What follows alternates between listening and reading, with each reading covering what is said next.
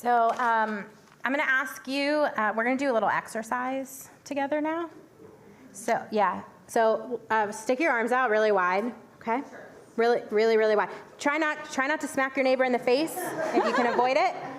Your other option is to stand up and like stand like a superwoman. Oh, we've got some standing in the back here. You can stand like superwoman. All right, now just like hang out here for a minute, okay? You just go ahead. It's all right. Just hold it for another few seconds, okay? In case you're wondering, I make all of my B'nai Mitzvah kids do this before they go on the bima. Great. All right, you can put them down now. So maybe some of you nod your heads if you know what I'm doing. Okay. All right. Yeah, you would. You would know. I want to welcome you to power posing. Initially believed to help boost people's confidence and willingness to take risks. The science is less sound than it originally appeared to be. I'm sorry to bust it for you if you believed in it. But I, nevertheless, have remained a committed power poser, okay? My husband can attest to me standing in our house like this before my Washington Hebrew interviews. And See, so, it worked. Do these power poses work? I mean, I guess. Do they actually change our brain chemistry enough to help us in a job interview or on a first date or on an exam or before a presentation or a speech or a B'nai Mitzvah? I don't know. But what I do know is that for many of us, tenacity, bravery, and our ability to succeed does not come solely from within. In this week's Torah portion, Pinchas, we meet 5 amazing biblical women. And I'm going to say it, and you're going to say it back, okay? Machlah. Milcah. Noah. Hoglah. Milcah. Tirzah. Okay, these women are known as the daughters of Zelophehad. Okay, Zelophehad. In our parsha, Moses takes a census of all the Israelite men and gives them instructions for how to divide up the land. Only men are eligible to inherit this land.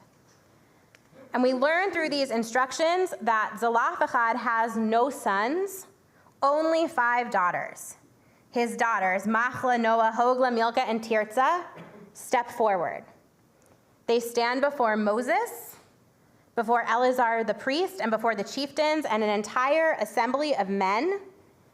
And they say, I'm going to paraphrase a little bit, our father died in the wilderness.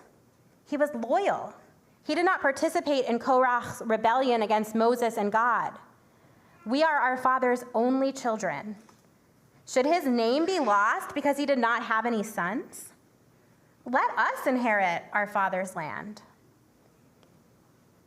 Try to imagine how the daughters of Zelophehad must have felt as they asked for something that no woman had dared to ask for before.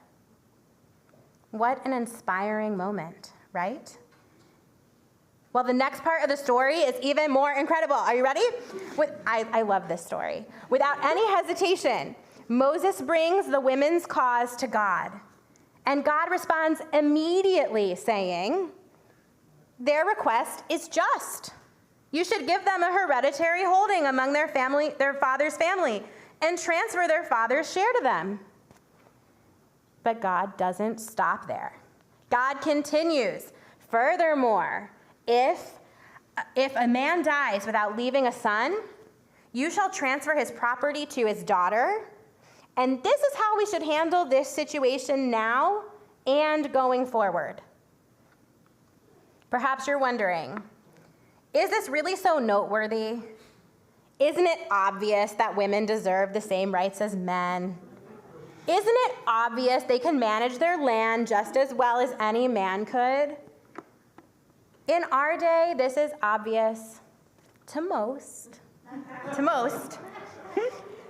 But if we consider the historical context of the Bible, we can see how revolutionary this episode is, and it is revolutionary. It's revolutionary because Moses and God raise up Machlah, Noah, Hoglah, Milcah, and Tirzah, along with future generations of women. As the Torah, a women's commentary, puts it, these women now enter history themselves by gaining a legacy of land and law. Of course, none of this would have happened had these 5 women not had the audacity to assert themselves, to believe they could do something that had never been done before. Did they power pose all day long before approaching Moses? I don't think that would have been enough. How is it that they were so successful? So the ancient rabbis had the same question as us, and they came up with a few possible explanations, okay? So number 1, that Zelophehad's daughters were wise and presented their case at the exact right moment. Number 2, okay, so wise, that Zelophehad's daughters were great interpreters of Torah who thoroughly knew the law. They acknowledged that if they had a brother, they would never have made such a request. And 3, that Zelophehad's daughters were righteous. They did not jump into marriage in order to secure inheritors. They waited to find partners who were fit for them as part of their familial tribe. Okay, so let's break it down.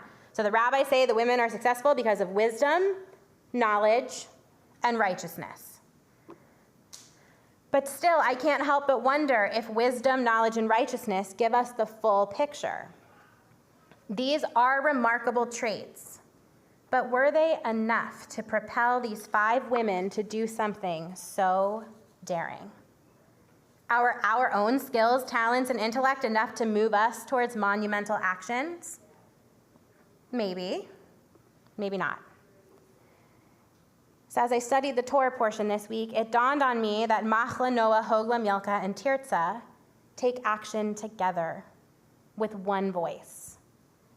Rabbi Pam Wax points out that the majority of siblings in the Bible compete, deceive, and fight with one another. Think of Jacob and Esau, Joseph and his brothers, Cain and Abel, just to name a few.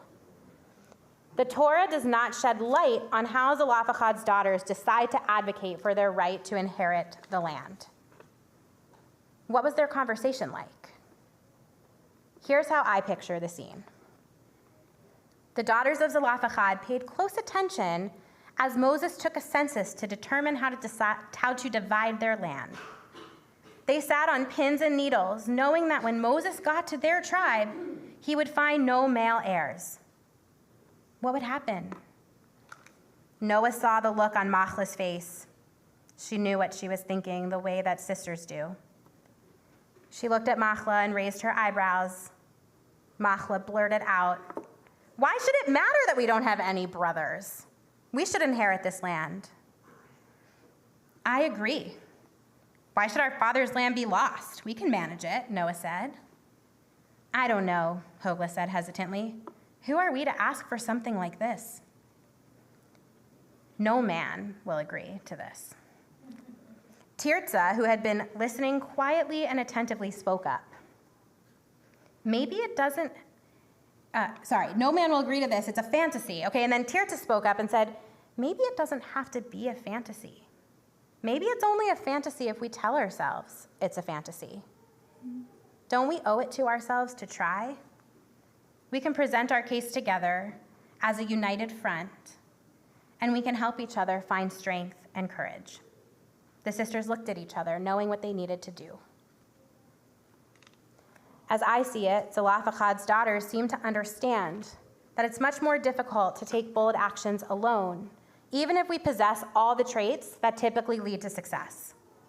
How many of us can think of a time in our life that we accomplished something in partnership with someone else or believed in ourselves because someone else believed in us? I think it's safe to say that most of us will face situations that require audacity, grit, and bravery in our careers, in our schools, in our families, in our relationships, and most definitely in our country and the world. Many of us will encounter someone else who has the potential to step forward, to be courageous and daring, to demand what they deserve, to do something that has never been done before. Each and every one of us can be like Machlah, Noah, Hoglah, Milcah, and Tirzah, who deserve to be called by their own names and not just as the daughters of their father. And we can follow in their footsteps by moving closer to the people around us when it's time to take action, allowing them to bolster us when the doubts creep in.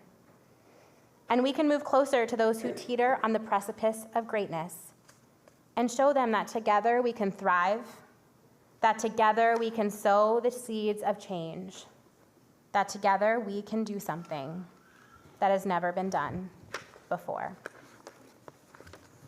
Ken Yehi Ratzon. Maybe God's will.